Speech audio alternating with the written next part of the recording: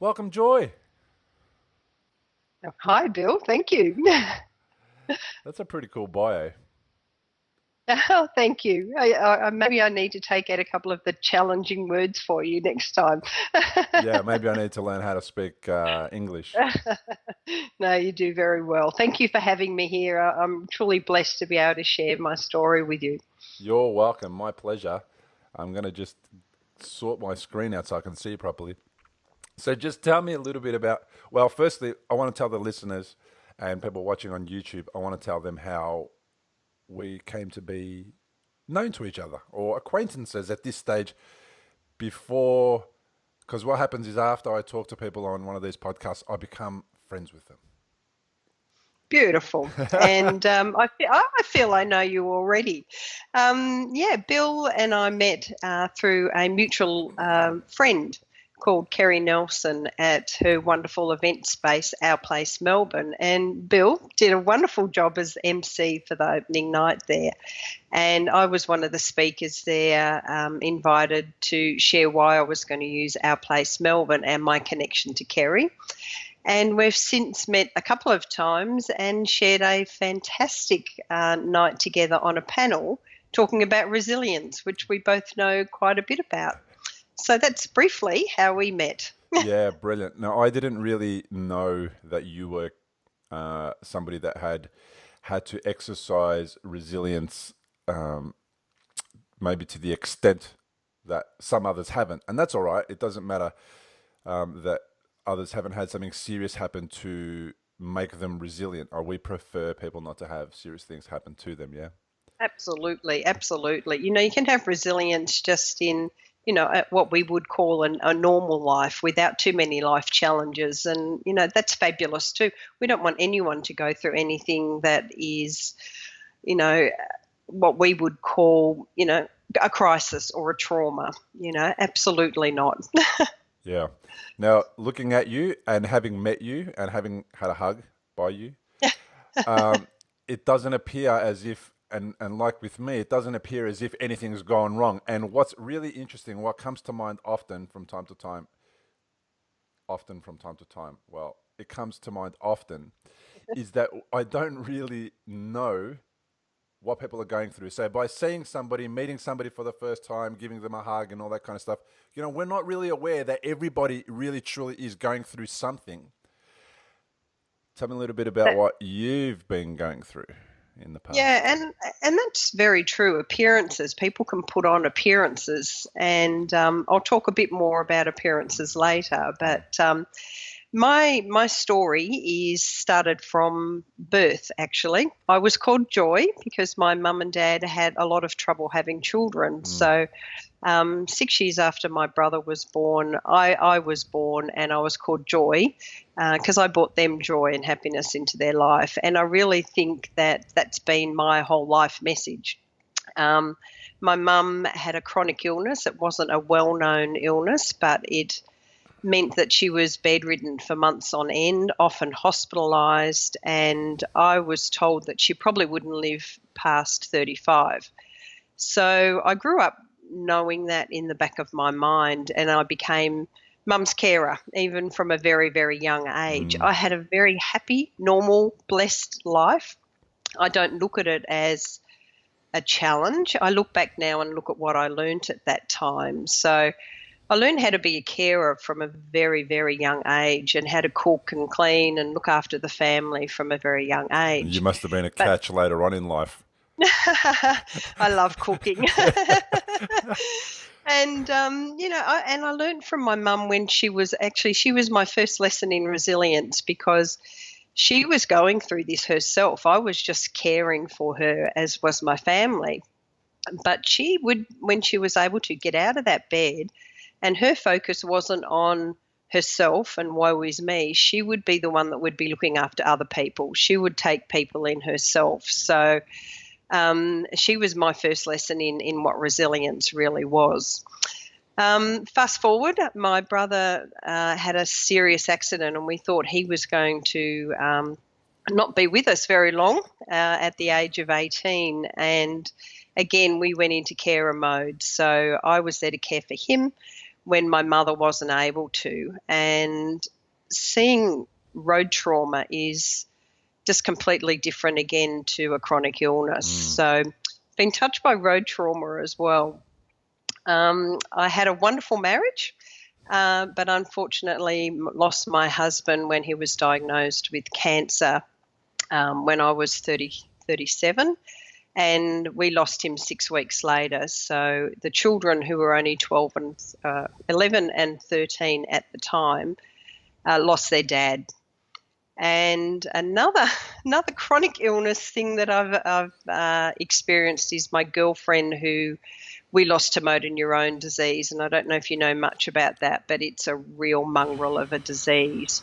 I know too much about that. Yeah, and the resilience from her and her positive nature and her spirit, which was exactly like my husband's, just really, really cemented what I'd been studying for years about the mind and the body and the joy you can have no matter what the outcome. But the time you have, it's so important to have that positive mindset, even in the most challenging circumstances. So that's a little bit of me in a nutshell. All right. So yeah. These episodes, I take them down this path. I want people to understand that things can be tough, right? So, and the whole purpose of the podcast is then so we can give people tools on where to go to get to where they would rather be, rather than that state of despair or that state of hurt or pain or whatever it is. So, you know what? That sounds like anyone else's life, really. If we live long enough, most of us are going to go through something like that. And some of us have, I don't know, in their first 40 years have had all that stuff already happen to them, which, is part of life, isn't it? Like, can we It is. And especially with cancer and chronic illness, we see stroke, we see heart attacks becoming more prevalent, we see type 2 diabetes, the one you can control, not type 1. We're seeing the rise in MND even at a younger age. We're seeing this, and people are being more affected and touched, whether it's themselves or whether it's their family or friends. And this is what drives me in my business, is to show that you can, like, you didn't know that I'd been through all this stuff. I could have been sitting there in a corner, oh, woe is me, I'm a widow and I've lost my girlfriend and I've grown up with a hard childhood. But I see all of that as a blessing, and that's how I look after my clients. I support them in using the happiness and the emotions they've had before so that they can make the best of every single day. I have a quote. I have a quote that I say, is that we're making tomorrow's memories today, so make them good ones. Wow, that's a really cool quote. Yeah, so whatever happens tomorrow, but why do we have to worry about it today? Why don't we make today's ones memorable so we've got them for tomorrow? Yeah, brilliant. So it's really inspirational, the work that you do, and so is your story, right? And most of my guests have got inspirational stories, but a lot of people don't know what to do with all the stuff that they've been through. Like, what do I just cop it on the chin? Do I just, huff and puff about it? Like, what do I do? Now, you've decided to make it your work to help people get through tough times. Yes. Is it? But surely you weren't always joyful. Surely you sometimes had really bad days and you felt bad and you didn't want to do anything and all that kind of stuff. Was there moments of that? Did you have that happen? Look, everyone has moments when they despair. When you've been affected by losing your husband, your absolute soulmate, it's devastating. And your emotionals, I use in my speaker bio about saying emotional turmoil, because you've gone from a normal life to going what I call to my clients limbo, not really knowing where you are, whether you want to hide away or just stay there, or whether you're going to move into what I call a new normal. And when you're in limbo is actually not a bad place as long as you don't stay there for too long, because limbo, like a chrysalis, you imagine the caterpillar turning into a butterfly. you're growing, you're changing, you're digesting, you're going through things, you're making a choice. And then you come out like a butterfly. Now you may come out like a moth and feel like a moth, but you will definitely grow into a butterfly. So, yeah, there are challenging times. And look, I just recently had my husband's 20-year anniversary. I can't believe he's been Oh gone my longer than I God. knew him. And of course, I was typing in a blog saying how blessed I was to have him in my life and how blessed my life has been knowing him and having the children. But I still had tears in my eyes because, of course, I wish he was still here. But I look at the positivities. I look at, all the blessings of what we had together. Some people never find love, and I had the best marriage and the best love. Some people never find friends, and I've been blessed to have so many good friends. So the way I look at it is I look at the positivities, and it always lifts you up. If you look at the joyful, the happy memories, whether you still feel sad, that they will bring you up, and that mood brings you up, and that's how I live my whole life, is looking at the positives, not the things that could have been done better, because I can't change them. They're yesterday. Yeah. Do you know how to say your name in Greek? No. Chara. Hara. Chara. Chara. Hara. Chara. Right. Yeah. Joy. Joy.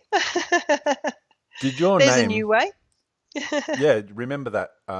Chara. So Hara. if we come across each other at the next event and I call you Chara, I'm talking to you. I'll go, how are you, Bill? Um, uh, did you understand when you were younger what your name meant? Um, I actually did, because of my mum and my dad. My mum always just said that I was a joy to her. And, you think mums always say that to her, but then other people would come in and go, oh, Joy, you're such a delight. Joy by name, joy by nature. Every school report came in, joy by name, joy by nature. And after a while, it was like, yeah, say something else. I'm Joy. I can do other things. Um, but I was always a very positive child. I was a bit lonely sometimes. We had a lot of neighbours, but we were in a court, and a lot of those moved away, and there weren't many kids around for a little while.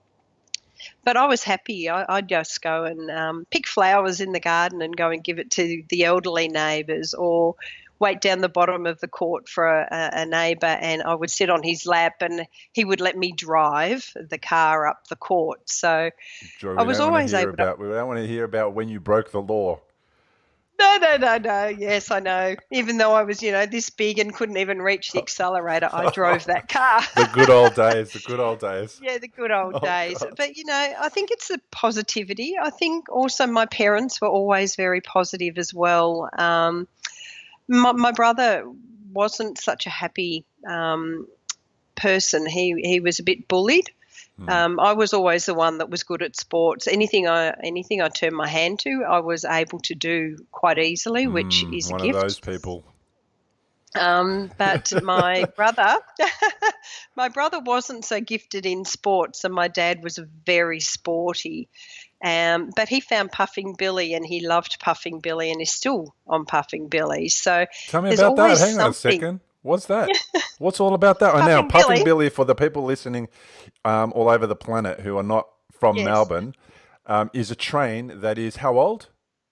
Oh, years. I can't even remember. It's a steam It's a train steam up train, in and it the, has a very yeah, small track that it runs around by very small, many kilometers, but it's yep. still It's called upheld and it's narrow still maintained. gauge. Narrow Yep, gauge, Bill, it's called. narrow gauge track, and it's still Yep. and now it's a tourist attraction, and people can go in there, and it's set in Emerald, in the most beautiful country, Beautiful country. bush, amazing place. So Yes. when people want to feel nostalgic, they can go out to Puffing Billy, and they can jump on the train and go for a drive around the track, around this particular area that it travels through, and experience what it was like to be on a steam train. And I think it's amazing. Yeah. But Now you're telling me your brother's involved down there. Tell me about that. Yeah, my dad and mum were always looking for something to get him interested because he wasn't into sports and stuff like I was, but he loved trains. He loved model trains. So they had a model train set up, and then my dad thought, well, why don't I take him to Puffing Billy? They have volunteers there. And I think he was nine when he first joined the volunteers, and he is 65 and he's a lifetime member now. Oh my. So yeah, so there's always something, and this actually leads me into a really good point. If you feel you don't fit in with the norm, what is the norm? The norm is something for someone else. The norm is something for someone else. The norm is something for everyone is very different. Just because you don't fit in with what they are, find what is your passion. Find what fills your heart with joy, because that's what you should be doing. And I tell you what, it flipped my brother's life around. He felt he belonged. He could talk to people about trains, which they all loved. You sit on this train, as you were explaining, with your feet hanging out the window and holding onto a bar, and everyone has a flag, and just a little plastic flag, but it is bringing families back together. You go and have a picnic at the end, or you sit on the side and the parents drive up to the other end and you wave to them as you go over a bridge. So, there are the little things in life that just bring you joy and happiness. And it's a really good metaphor for what I was saying. Yeah. Is look for what brings you happiness and do it, because it will switch your life around. Yeah, and it goes back to a time when there was no occupational health and safety issues. You're allowed to hang your feet out of a train, people. So if you just want to hang your feet out of a train, because you're never going to know what that's like And wave anywhere the flag. else, and wave a flag. Check it out. I really, really encourage it. It's a massive tourist attraction here in Victoria. So that's really interesting. So what does your brother And you do might there? see my brother there. Yeah, what's his name and what does he do there? His name's Bruce, and he's a volunteer. He actually got one of the steam engines, another one of the steam engines up and running through 25 years of fundraising with a committee up there. So if you do the dinners on Puffing Billy and the Christmas train, they always have a fabulous Christmas train.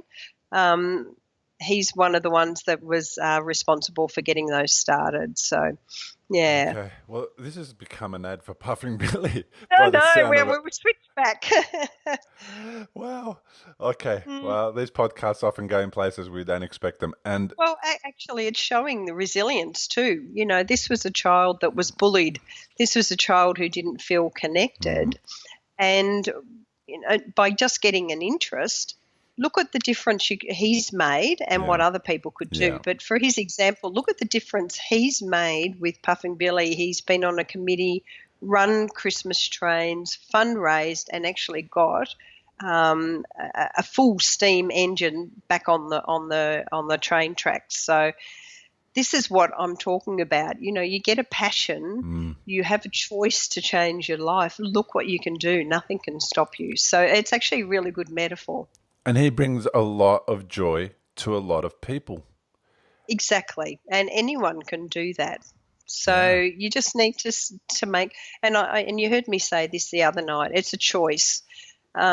People can choose to be miserable, and they can choose that. If that's what their choice is, doesn't matter how much you want to help them, that is their choice. Yeah. But you can choose to make good memories, as I said, and choose to turn your life around. And they're the people that I work with and I support. And they're the people you hang around with as well. You hang around with a lot of people like that. I mean, Kerry, who's our mutual friend, unfortunately also lost her husband at a very young age. And she calls herself the happy widow. Absolutely. Absolutely. I don't like the word widow. Widow to me has... when I was 37, and I was like, I'm still me. I'm still Joy. Why am I now the widow? Labeled. Why are my kids the kids who don't have a dad? It wasn't a choice. And titles. You know, you hear, oh, they're chronically depressed, or they're this, or they're that. And I know sometimes, you know, you need those to explain, but don't be defined by a title. And or make it something like Kerry has into something positive, the happy widow. Yeah.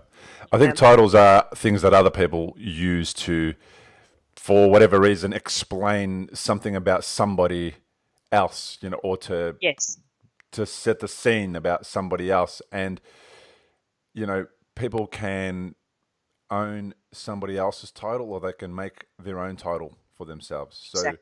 if you Exactly. own somebody else's title, it doesn't really fit with who you are. And if it doesn't really fit with who you are, but you take it on, you could take on another person's perception of what it feels like, you know, to have gone through a loss or, you know, a difficult time or something like that. So it's really good what you say. You know, we need to avoid taking on titles that other people project. We're not that Yes. at all. Yeah. We're completely different. Like, when I went through my three strokes, you know, my three brain hemorrhages, I didn't want to be a stroke survivor. That Mm, I was a survivor, but not a stroke survivor. I didn't survive stroke only. I survived lots of things, you know, like, and the absolutely. connotations of survivor is not for me, but the community uses it, and if people feel good about that, then that's fine for them. But I Yeah. just call myself somebody who experienced three strokes and brain surgery because I've experienced a lot of things, and I survived all of those things, you know, for the last You're a 40 odd years. survivor. Yeah, I was born, absolutely. you know. And yeah, and that's the power. You have the choice to say what you want about your life, and you've chosen to use those words because they're powerful to you. And you're absolutely right. We're not just defined by one or two stories. You know, it's a culmination of our life to today. So, you know, when you're feeling down, when something bad happens, uh, and you can't explain it or you've never experienced it before. So people will go through all different sorts of things and it'll affect them in different ways. Like, how Absolutely. do you, what do you tap into to be able to go through that experience and then move away from it? So how do you kind of tell somebody that might be going through a tough time now about this experience and then, you know, what could come or what might come? What do you say to them? Well, look, everyone's story is unique. Your story is unique to you compared to another stroke person or someone who's been through loss. Kerry and my story, you know, we both lost our husbands at 37, but we're uniquely different as Really? well. Both at Yeah. 37? Yes, which I didn't know when I first met Kerry. It was only after that we started seeing all these alignments of our life, Well, let me tell and you we this. My first brain hemorrhage happened when I was 37. wow. Oh, there you go. There's a number there. Golly. Wow, oh, shivers. So Numerologists, any sorry. numerologists listening, tell us what it means. Yeah, well, number nine's one of my lucky numbers. But All right. anyway, aside from that, so I don't assume to know what they're going through. You know, I've been through my stuff. You've been through yours. However, the emotions are typically the same. Okay. The overwhelming um, sense of loss of control, not ever feeling that they're going to be happy again, not even be able to contemplate in their mind what their life is going to be like in the future, let alone tomorrow. Yeah. And compounded with all of this is that if it's a chronic illness, then there's lots of doctor's appointments and hospitals and people ringing, and I'm sure your wife probably experienced this with your first hemorrhage. Everyone is trying to find out because they care and they love you, and the last thing you feel like is just leave me. I just want to take it in myself. So there's just that overwhelming of everything, if that makes sense. So normally I just get them into a relaxation and they just talk, and just absolutely getting it off their chest with someone who they know has experienced something like that is the number one thing. So I really advise people to talk to someone. It is really important to seek support. And it's quite often easier not to do it to your family and friends, because you feel you should be strong, or you feel you shouldn't be feeling like this, or you might get the giggles and you feel you shouldn't be laughing. So speaking to someone who is not close to you, I think, is a really, really good idea. And then what I do is I actually show them how they can feel happy in that moment. So I use a technique where we go back to a memory where they felt happy or confident or whatever feeling they want to feel the most. And we just tap back into that. So I might say to you, do you remember what's something that makes you feel really happy? What's a moment that would make you laugh out loud that you can remember? Some of the experiences that we had camping with my mates. Yep. So I would say to you, can you just think of a time when you were camping? You know, I might say, close your eyes. Can you remember what it was like? What can you smell? Can you smell the fire? What can you see? Can you see the clouds? Was it raining? Was it sunny? And I really just go back into that, because the brain remembers. It automatically goes back to the moment that's perfect for them, and they start to feel the emotions there straight away. Now, that's just a really quick demonstration. So when they actually experience that, it's like, well, like I do remember when I felt like that, and that actually gives them the strength. I call it the power of joy. It actually gives them a strength to go, well, I've experienced it in the past, I can experience again. Yep. And, you know, I feel a bit better now that I've felt that happiness. I'm a bit stronger. I can cope with tomorrow, and I can cope with the next day. So happiness and joy gives you so much strength. You know, I just find if you're positive during times when it's challenging, it actually gives you a strength. Whereas if you're miserable, everything feels like you're walking through mud. Always feel like you're plodding along. But if you have a bit of strength about you and a bit more confidence, it actually empowers you to move forward. So that's basically what I normally do first, is get them to talk about it, tap back into a happy memory, and then, you know, just give them that strength and support until they're ready to choose what they'd like to do next. How important are the words that we use in either experiencing joy or the opposite of that? Like, do our words shape how we experience joyful moments? Absolutely. You know, I'll do a visual example, seeing we've got video on, but I'll talk it through. I could say, I feel really rotten today. I've got a bit of hay fever. I don't think I can do anything. And if you got the video on, you can see what happens to my body. It goes down, my face slumps, energy lowers automatically.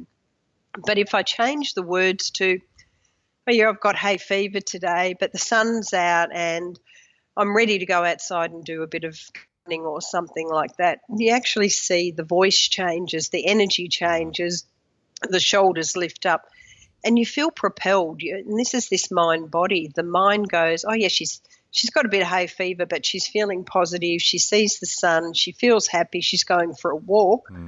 Let's go. But in the other scenario, the brain's going, oh, look at her. The body's slumped. She's feeling low. Yeah, we're not going to do anything today. We're just going to sit here. Yeah. So that's where language is really, really, really important. You know, the can't and can, you know. I won't be able to. Why won't you be able to? So ask the questions and challenge yourself. Yeah. You can do that. I don't feel like getting out of bed this morning and going to gym. Well, what do you feel like when you don't go to gym? Ask those questions. Yeah, well, I'm not as energetic. Oh, yeah, I think I will go.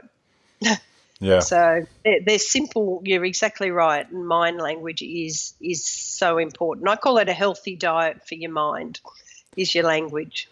Yeah. Remember just a couple of days ago when we did that presentation, and I shared briefly about when I was in rehab, that gentleman, his name was Ivan, who was calling his hand, when we were in hand therapy, he was trying to get his hand to move, and I was learning how to use my hand again and all that type of thing. And he was getting his frustrated, and he was calling his hand a bastard. Yeah, it's a perfect example. Yeah, and what he wasn't realizing is that creates an environment for his hand not to work, not to do what it needs to do. And I don't know what it was. I don't know why I was more interested in him than my own recovery. But I said to him, you know, Ivan, if your hand moved, what would it be? And he said, oh, well, be my friend.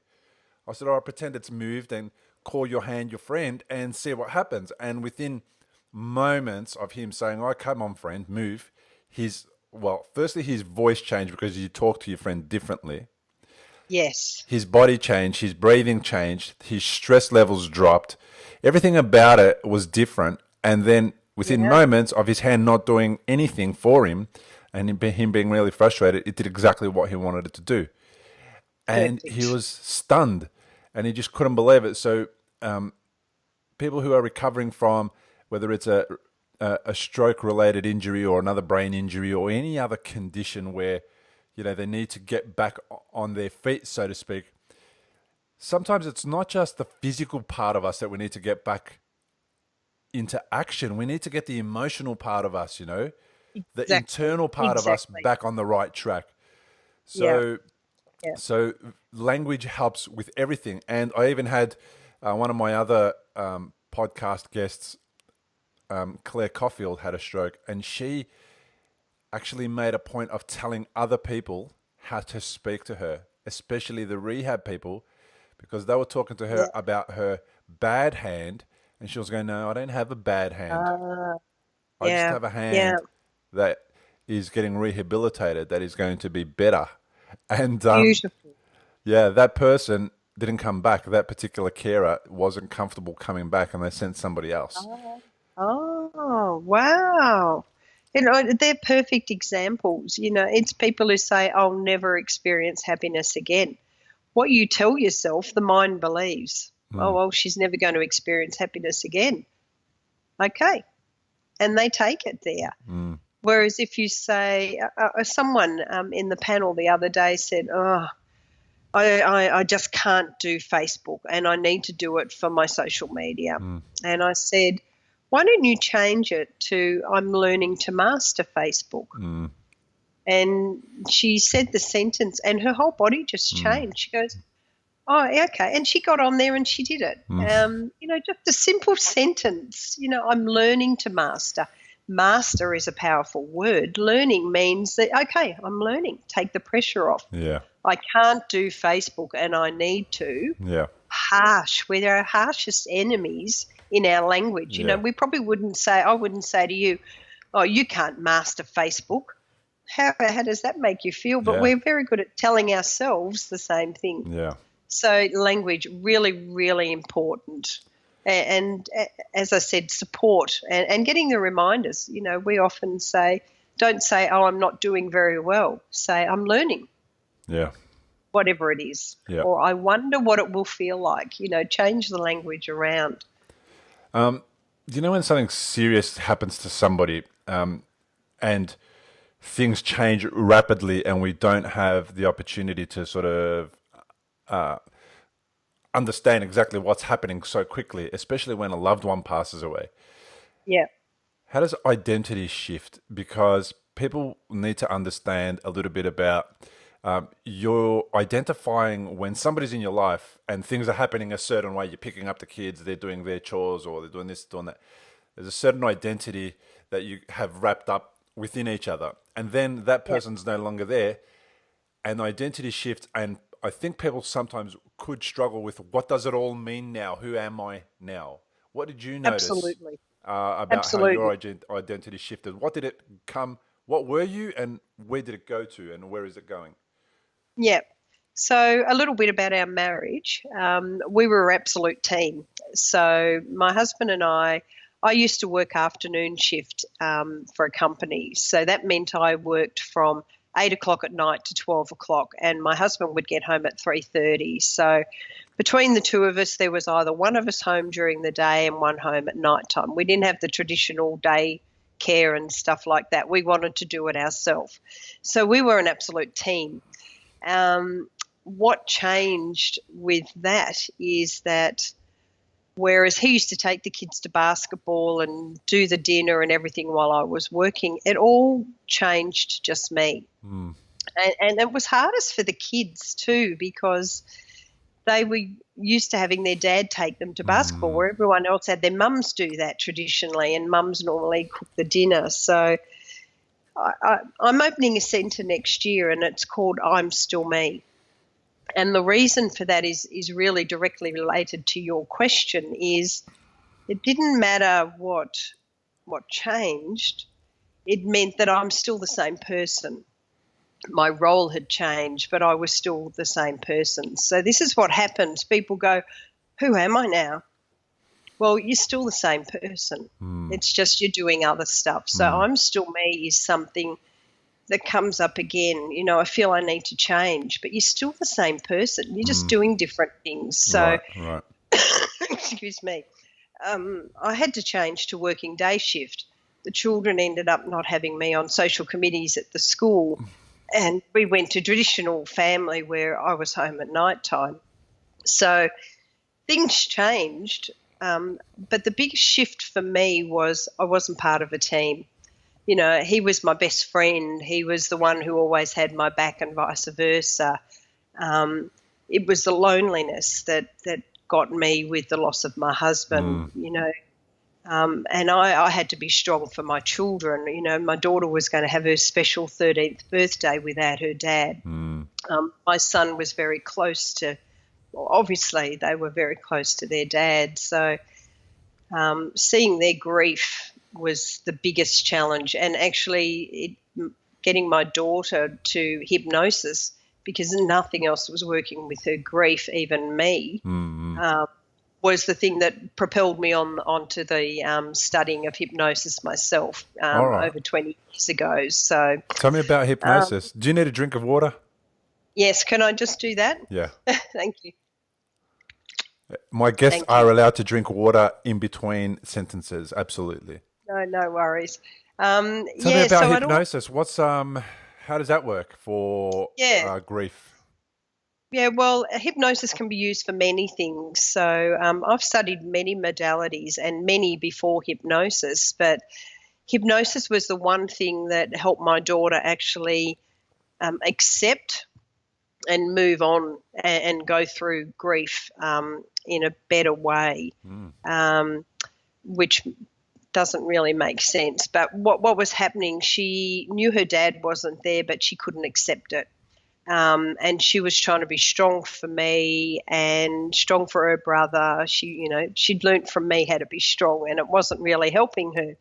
So 12 months after, I took her to a hypnotherapist, and in one session, she had moved through that and into acceptance and was then able to start the grieving process. So what hypnosis does, you cannot be hypnotized unless you want to be hypnotized. All hypnosis is self-hypnosis. So everyone is hypnotized, self-hypnotized every single day. When you get in a car and you drive from A to B and you don't remember how you got there, that's a form of self-hypnosis. That's your subconscious going where it knows without you even thinking about it. So that's a form of self-hypnosis. So what I do with hypnotherapy is that you actually tap into that subconscious, everything that's there, and you take it back and go into a form of acceptance. So for grief, yes, you're allowed to grieve. Yes, these feelings are normal, and just really giving them permission to be themselves, which still comes back to that acceptance of being yourself. There's not a role you need to fill. You don't have to be strong or have to be weak or whatever the titles are. Whatever you do is perfect for you. And it's just that support, and it's the positivity again. So so I learnt hypnosis or hypnotherapy straight after that, as well as going into coaching and Reiki and all the other natural modalities that I really, really am passionate about. So it really is just a fast track. I've had hypnotherapy clients who have been seeing psychologists for years, and I'm not saying that hypnotherapy replaces psychology, but they walk out feeling after one sentence so far further along in their recovery than they do after maybe years of psychology. And they often work hand in hand because we work on the emotional, whereas they may work on Cognitive. specific longer term. Yeah. So there's a real way of working together with people. But the effect of a hypnotherapy session is evident at the end of that first session. What I like about psychologists is they're a good place to go to talk to somebody who is going to have your back, who's not going to judge you, who's not going to do any of the things that sometimes friends do offer advice where we don't want advice or so I experienced similar to what you're saying. I still see a psychologist time to time, but the best part of it, I think, from my mid-20s when we lost somebody that was close to us, very young, at a very young age, and it helped me go there and vent, and it helped me go there and get some tools to understand why other people behaved a certain way towards me. And it made me less reactive to other people because now I knew why they were behaving that way. And I knew it wasn't because of what we were experiencing in our interaction. It was stuff that was happening to them that they didn't even know about that was making them respond that way. But so when I was going through it, I felt like I was doing a little bit too much of living in the problem with psychology. Although we were talking about, what the solution was, we didn't really have a tool to get us to the solution. We weren't being coached on how to get to the solution. And when people, the next bit. And when people ask me about what is coaching, and surely it's no good because it's not a anyone can be a coach or whatever. That's right. Anyone can be a coach because we teach people how to improve on the tasks that they need to do to get to the point where they need to go. Like a tennis coach doesn't need to be a psychologist. They would benefit from knowing about psychology, but they don't need to be, because what they do is they teach people how to hold their hand specifically when they're striking a ball. And if the ball's going outside of their lines, well, to pay attention to how the hand is holding the racket, and then to ask them to adjust it so that they can hold the racket in the way which is going to make the ball go in the lines.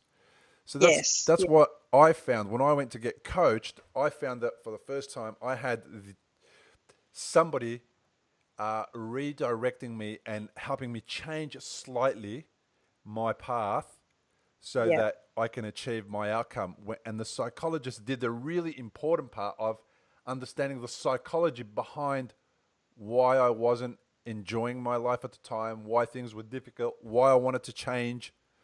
Yeah. So that's what I tell my clients. And a coach also holds you accountable. That's it. A coach doesn't do the work for you. A coach works with you to work what you want to work on, and then puts them in the top 5 or whatever, and works on your values, makes sure they're aligned to your values. Which is family, money, career, whatever those values are for people who don't know values. But also hold you accountable because you set those goals together. And together, that's where the coach is there. It's like a footy coach or a tennis coach, whatever sort of coach. They make you get to where you want, where the end game is to be the champion. And it's exactly what you're saying. A coach is there to support and guide you. And hypnotherapy is like that as well. It actually goes, okay, what is that emotion? Let's just get rid of that emotion. Just let it go. And once people have let that go, then they're able to move forward. Sometimes they're just stuck. And that's only one method that I use. But you're exactly right. There are so many methods out there. You need to find the one that you're comfortable with. It may be something that someone else has tried and you haven't tried. Give it a go. But the number one thing is choose it.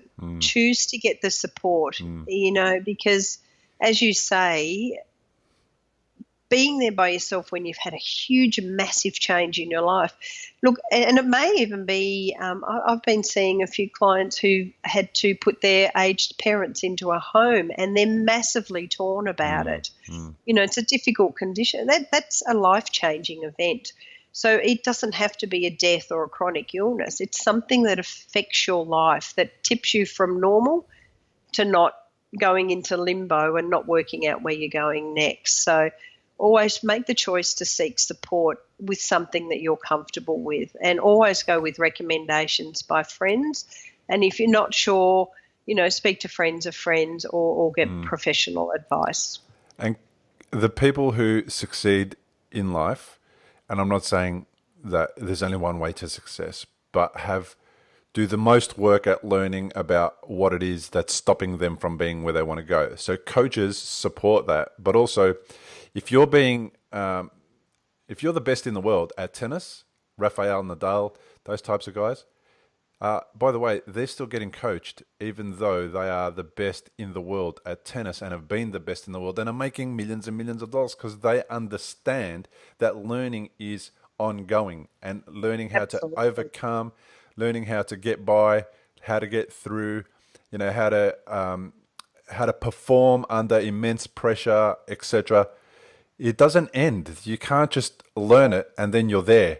You got to continue it. So if you've never been coached and you're wondering, and this again is not an ad about coaching, but if you're wondering about how to be better at what you do, consider it. That's all. That's all we're saying. Yeah.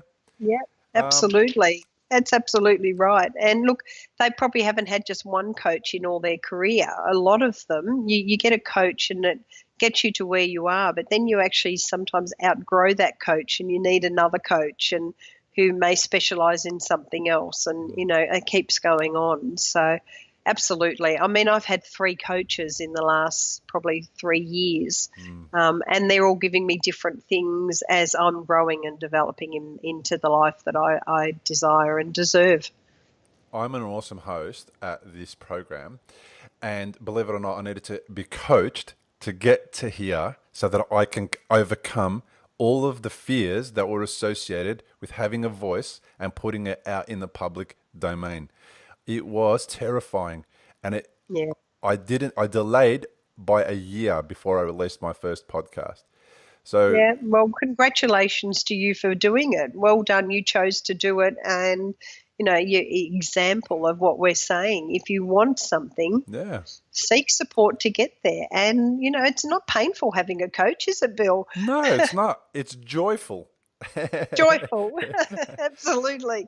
I want to be, but see, Joy, I want to be calm in 3 minutes. Can you tell me how to be calm in 3 minutes? I don't want to take 4. I don't want to take 5 minutes. I want to be calm in 3 minutes. Tell me about it. Absolutely. Yeah. So a lot of people would know that breathing actually calms your whole system down. So when you get overwhelmed, what happens? You tend to breathe faster. When you're hyperventilating, you're breathing faster and shallower, and that stresses your body. So what I did, I combined a method of breathing and associating it to colours, because a lot of people can take in verbal, but quite often like to associate a visual. So 3 minutes to calm is learning how to breathe deeply, but also breathing in a calm colour, and that's different for everyone. So what's a calm colour for you? Tell me, what's the first colour you think of when you're calm? All right. Can you actually take me through this? Can we do this? Yes, I will. All right. Let's do it. Should I close my eyes? Can I do that? No, that's fine. Tell me what your calm colour. What's the first colour? It's the very first one you think of. Blue. Blue. And what's a colour you think of when you're stressed or overwhelmed and upset? Ooh, red. Red. Okay. So what I want you to do, and we'll do it a bit quicker than 3 minutes, obviously, because of the podcast, but I want you to breathe in. No, let's do 3 minutes. This is our... Okay. We do it in 3 minutes. I want the whole experience, Joy. Okay. I haven't got my timer. All right. So about 3 minutes. Put that on. About 3 minutes. Okay. Bill, close your eyes. And I want to put your hands just on the top of your belly, just sort of on the top of just on the top there. Just relax. Mm-hmm. And I want you to take a big breath in. Just a big breath in and a breath out. And really feel your stomach rise and fall with every breath. And then this time when you breathe in a blue colour. Breathe it in, blue, and blow out red.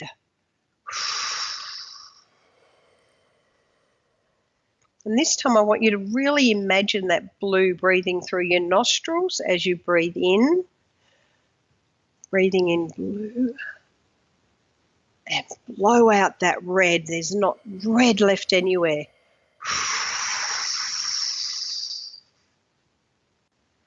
And I want you to do that without me talking for another 2 goes. Breathing in, blue, out that other colour. And repeat. Breathe in blue and out that other colour. And this time when you breathe in that blue, say in your mind, I am so calm. I'm so calm. And blow out the red, it's gone. Breathe in the blue, I'm so calm. Blow out that other colour, you're gone. And repeat that 3 times yourself. Breathe in, calm. Out, you're gone.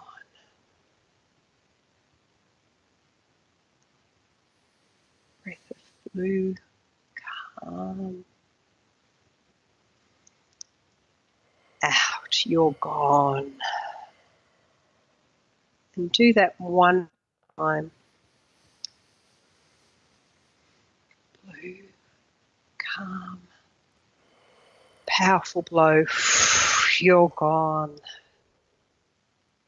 And when you're ready, open your eyes. I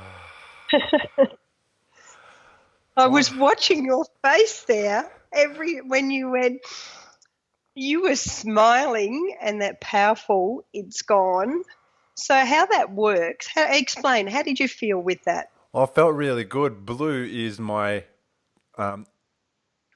Aegean Sea ocean, amazing blue color that you get when you go on a holiday and you go to an amazing place. And I could feel as I was breathing in, I was cooling down. Actually, I could feel it cooling me down. Yes. Yeah. Beautiful. Like I could really feel it.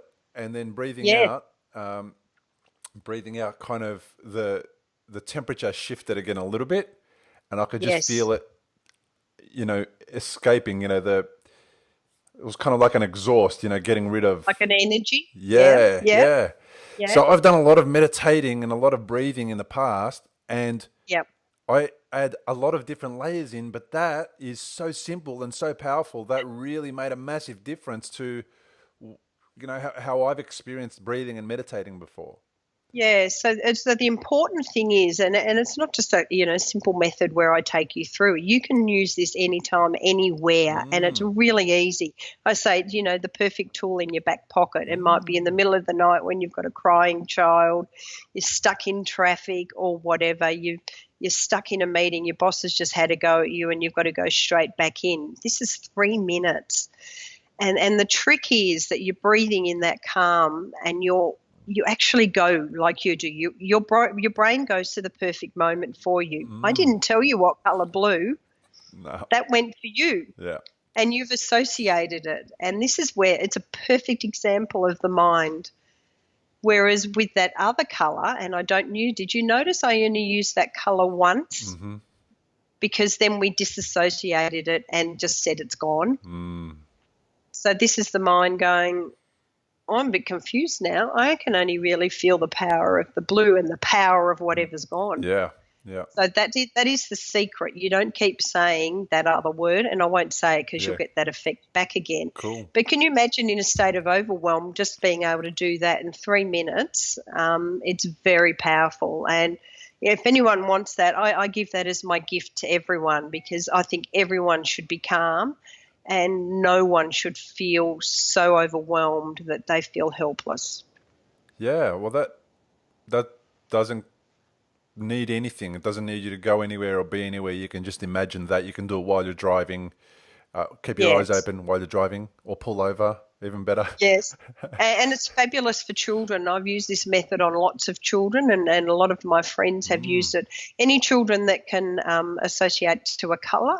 And I often have the paint samples in my clinic and say, what colour do you think is your angry colour, or when you have a tantrum? And they'll pick out a colour, and we'll use that. And same, it works very, very well for children because they're very open to it. Yeah. I noticed a shift in my belly, actually. I kind of withheld a burp. It might have come up a little bit, but like I noticed a shift in my belly. I'm not sure what that is, but anyway, Well, that's a de-stress. Yeah. It's because whatever was, you weren't in a stressed or overwhelmed state either. No. But that's what happens. Your whole body holds stress no matter where it is. So you will find sometimes that you might get a bit gassy, or you might get a bit of an itch or something. Well, that's really cool. I really did find that powerful. Thanks so much for sharing that. And if you're listening and watching, there you go, guys. There's a tool you can help out your little children with if they have a bad day at school, or, I don't know, one of your colleagues who's just been told something silly by one of their bosses or whatever. Yeah. That's amazing. We've had a really awesome chat, and really an hour's not enough, but we can continue this at another time. If somebody wants to get in touch with you, how do they do that? What's the best way? Probably through the website. I respond fairly quickly. I'm on all social media, but the website is www.mindbodyjoy.com.au. Send me a message through there. Look me up on any social media. I'm quite active on Facebook. I'd love to hear from you if you've got any questions. And are you And running you can any... also, you can also download that 3 minute to calm method there. That comes with a instructional video, so you can actually see, have the words written up there for you. And I also send you a cheat sheet, so you've got it forever.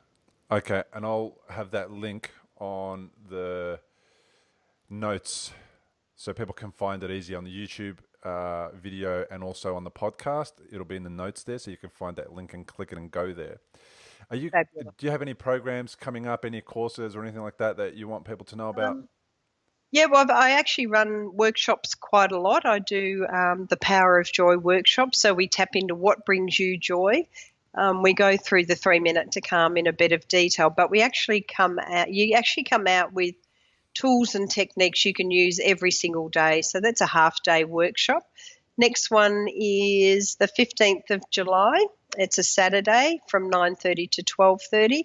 $47. We could do way more in that time. That's affordable. Yeah. So best under $50 you can buy. So come along. We have an absolute blast. It's not PowerPoint. We get up. We have a bit of fun. We do some fun stuff, but it's really, really empowering, and it's all about you. So yeah, I'd love you to join me. Awesome. So everybody watching and listening, thanks so much for being a part of the program again. I really do appreciate it, and it gives me a lot of joy to bring these episodes to you. And the fact that people are listening probably isn't that important to me. I would have been doing it anyway, because it gives me a lot of joy to talk to people and learn from them, and actually just understand what's going on in other people's minds and bodies about how they go about healing and recovering. So if you found this episode useful and you think somebody that might need to have a listen and just understand what it's like to get through a serious condition or a loss or something like that, please do share this with them. Let them know about the podcast. And if you feel like you want to get along and experience some joy for $47, that's not a lot of money to experience joy. Go to mindbodyjoy.com.au and check out the events that are being run by Joy. And if you did love this episode, do us a favor, go to iTunes and give us a 5-star review. Just click the iTunes link on the 5 stars. That's it. on the iTunes link on the transitloungepodcast.com website and go to there and give us a fantastic feedback. We'd really love it, and it helps other people find the podcast. And if you're watching on YouTube, give us a thumbs up, because a thumbs up means that, again, YouTube ranks the episode a little bit higher and allows other people to come across it, and it recommends it. So, Joy, thank you so much for being a part of the program. It's been I an really absolute appreciate pleasure. it. Thank you for having me on, and giving the opportunity to people to see that there is a good outcome, there is hope, and there is a chance of happiness and joy again. And as I always say, make sure you fill every single day with joy. Make it a good one. Enough said on that note. Thanks, everybody. All the best, Joy. Thank you. Bye.